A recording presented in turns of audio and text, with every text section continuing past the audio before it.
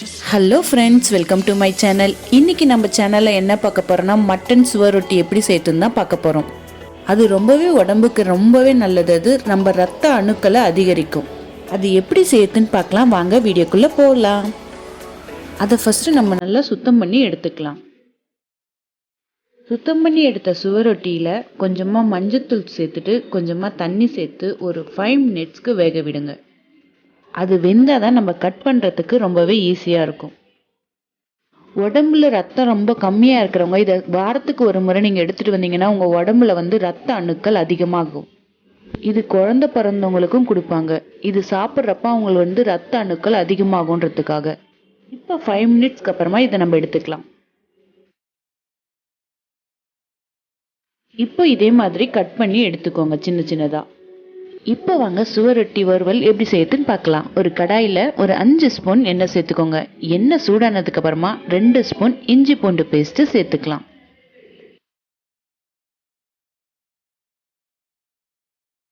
இஞ்சி பூண்டு பேஸ்ட் சேர்த்துட்டு நல்லா மிக்ஸ் பண்ணி விட்டுக்கோங்க. அதோடைய பச்சை ஸ்மெல் போகட்டும்.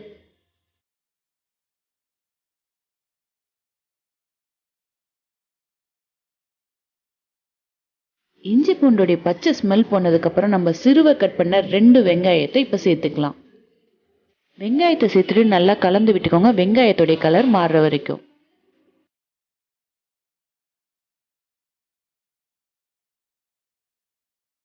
வெங்காயம் நல்லா வதங்கின்ற அளவுக்கு கலர் மாறினதுக்கப்புறம் நம்ம தக்காளியை சேர்த்துக்கலாம். இதுக்கு ஒரே ஒரு தக்காளி மட்டும் சேர்த்துக்கோங்க, நிறைய சேர்க்க வேண்டாம். தக்காளியை சேர்த்துட்டு நல்லா மிக்ஸ் பண்ணி விட்டுக்கோங்க.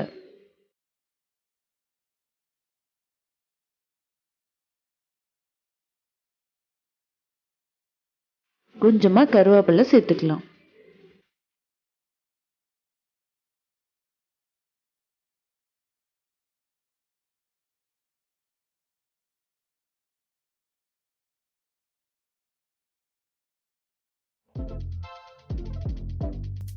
இப்போ வேக வச்சு கட் பண்ணி வச்சிருந்ததை இது கூட சேர்த்துடலாம்.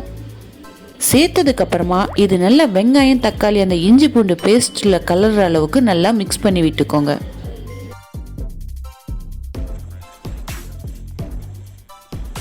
இப்போ நம்ம மசாலா சேர்க்க ஆரம்பிக்கலாம். ஒரு 1/4 ஸ்பூன் அளவுக்கு மஞ்சத்தூள் சேர்த்துக்கோங்க. 1/2 ஸ்பூன் கரம் மசாலா தூள் சேர்த்துக்கோங்க. இதுக்கு அதிகமாக மிளகாத்தூள் சேர்க்க தேவையில்ல, அதனால ஒரு 1/2 ஸ்பூன் மிளகாத்தூள் சேர்த்தாலே போதும். கடைசியாக நம்ம நிறைய மிளகுத்தூள் சேர்த்துக்கலாம். இப்போ 1 ஸ்பூன் தனியாத்தூள் சேர்த்துக்கோங்க. தேவையான அளவுக்கு உப்பு சேர்த்துக்கோங்க. இப்போ உப்பு சேர்த்துட்டு நல்லா எல்லா மசாலாவும் அந்த கறி கூட சேர்ற அளவுக்கு நல்லா மிக்ஸ் பண்ணிக்கோங்க. இது நம்ம ஃபஸ்ட்டு வேக வச்சு தான் எடுத்துருக்கோம், அதனால் சும்மா கொஞ்சமாக தண்ணி சேர்த்துட்டு ஒரு 5 மினிட்ஸ்க்கு அதை வேக விடலாம். அப்போ தான் அந்த மசாலா நம்ம சேர்த்துருக்கத அந்த கறியோட நல்லா மிக்ஸ் ஆகும்.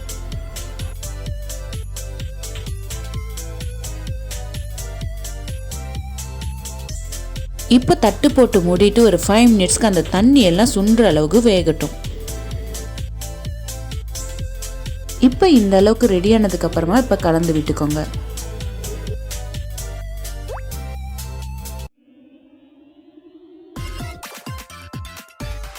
நம்ம காரத்துக்கு அதிகமாக மிளகாத்தூள் சேர்க்கல, இது நிறைய மிளகுத்தூள் போட்டு செய்யணுன்றதுக்காக நான் காரத்துக்கு மிளகாத்தூள் கம்மியாக தான் சேர்த்துருக்கேன். இப்போ 1 ஸ்பூன் இல்லது 1.5 ஸ்பூன் அளவுக்கு மிளகுத்தூள் சேர்த்துக்கோங்க. நம்ம மிளகுத்தூளை ஃபஸ்ட்டு வெறும் வாணலில் நல்லா வறுத்துட்டு அதுக்கப்புறம் அதை பவுடர் பண்ணிவிட்டு அதுக்கப்புறமா சேருங்க. ரொம்பவே வாசனையாகவும் டேஸ்ட்டாகவும் இருக்கும். இப்போ இந்த டைமில் உப்பு உங்களுக்கு கரெக்டாக இருக்கான்னு பார்த்துக்கோங்க. காரம் கரெக்டாக இருக்கா பாருங்கள். காரம் கம்மியாக இருந்தால் இன்னும் கொஞ்சம் மிளகுத்தூள் சேர்த்துக்கோங்க.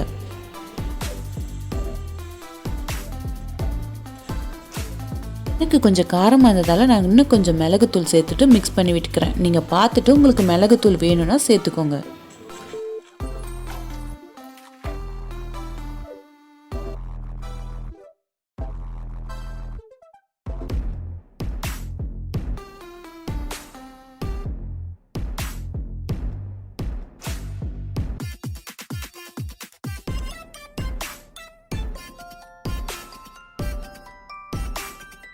இப்போ சுவரொட்டி மிளகு வறுவல் ரெடி. இப்போ லாஸ்ட்டாக நம்ம கொத்தமல்லியை சேர்த்துக்கலாம்.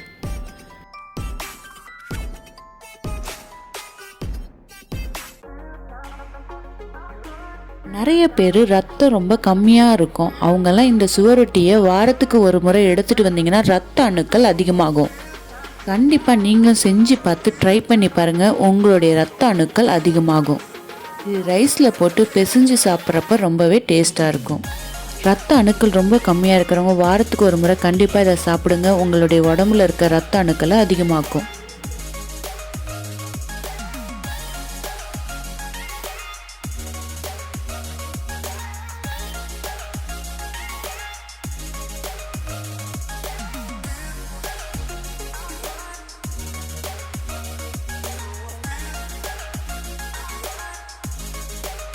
சுவரொட்டி வறுவல் எப்படி செய்யறதுன்னு பார்த்துருப்பீங்க. கண்டிப்பாக நீங்களும் ட்ரை பண்ணி பாருங்கள். ட்ரை பண்ணி பார்த்துட்டு எப்படி இருக்குன்னு மறக்காமல் கமெண்ட் பண்ணுங்கள். அப்படியே எங்கள் சேனலை சப்போர்ட் பண்ணுங்கள். இந்த வீடியோ பிடிச்சிருந்தா உங்கள் ஃப்ரெண்டுக்கும் ஷேர் பண்ணுங்கள். இந்த வீடியோ உங்களுக்கு பிடிச்சிருந்தா மறக்காமல் like, share, comment and subscribe பண்ணுங்கள். பக்கத்தில் இருக்க பெல் ஐக்கானையும் கிளிக் பண்ணிவிடுங்க. அப்போ தான் நாங்கள் போடுற வீடியோஸ் உங்களுக்கு டெய்லி நோட்டிஃபிகேஷனில் வரும்.